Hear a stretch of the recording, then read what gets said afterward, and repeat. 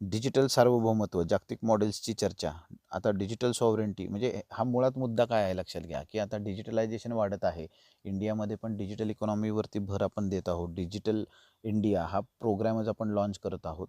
तर अशा दृष्टिकोनातून आपला डेटा किंवा आपलं जे डिजिटल अवलंबित्व आहे ते इतर देशांवर वाढू नये आणि त्याच्यामध्ये सुद्धा आपले सार्वभौमत्व शाबूत राहावी, या दृष्टिकोनातून सध्या चर्चा ज्या आहेत त्या चालू आहेत. ह्या सारांश काय आहे या आर्टिकलचा, तर 2 मॉडेल सध्या जगात डिजिटल गव्हर्नन्सचे 2 मुख्य प्रवाह आहेत. अमेरिकेचे मॉडेल कॉर्पोरेट वर्चस्व आणि चीनचे मॉडेल सरकारचे पूर्ण नियंत्रण.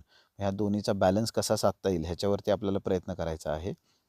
आणि त्याचबरोबर तिसरा जो मुद्दा आपल्याला ह्याच्यामध्ये, की इतर देशांवरचं असलेलं अवलंबित्व सुद्धा काय करायचं आपल्याला काढून घ्यायचं. मग या दृष्टिकोनातून डेटा लोकलायझेशन असेल बघा किंवा डेटा सेफ्टी असेल, तर ह्या गोष्टीसुद्धा आपल्याला महत्त्वाच्या आहेत. भारताची भूमिका काय बघा. भारताने या दोन्हीपासून दूर राहून स्वतःचे डिजिटल सार्वभौमत्व जपले पाहिजे.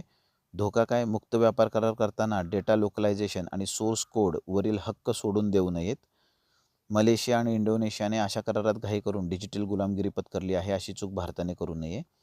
भारताचे डिजिटल पब्लिक इन्फ्रास्ट्रक्चर आणि भविष्यातील विकास. भारताचे डिजिटल पब्लिक इन्फ्रास्ट्रक्चर उदाहरणार्थ UPI, आधार हे एक ताकदवान मॉडेल आहे. आपल्याला स्वतःचे AI आणि डेटा इकोसिस्टम विकसित करावे लागेल. आता UPSCसाठी बॅकग्राऊंड किंवा संदर्भ कसा लक्षात ठेवायचा, तर डेटा लोकलायझेशन म्हणजे काय, त्याच्याशी संबंधित चर्चा काय हे आपल्याला लक्षात घेणं गरजेचं आहे. भारतीयांचा डेटा भारताच्या भौगोलिक सीमांमध्येच साठवून ठेवणे हे महत्त्वाचं आहे. जर हा डेटा फॉरेन सर्व्हरवरती गेला तर त्याच्यावरती आपलं सार्वभौमत्व राहत नाही, त्याच्यावरती आपलं नियंत्रण राहत नाही आणि त्याचा गैरवापरसुद्धा होऊ शकतो. तर ह्याच्यावरती आपल्याला नियंत्रण ठेवणं गरजेचं आहे. Digital personal data protection act भारताने नुकताच संमत केलेला कायदा आहे, जो नागरिकांच्या डेटा सुरक्षेसाठी आहे.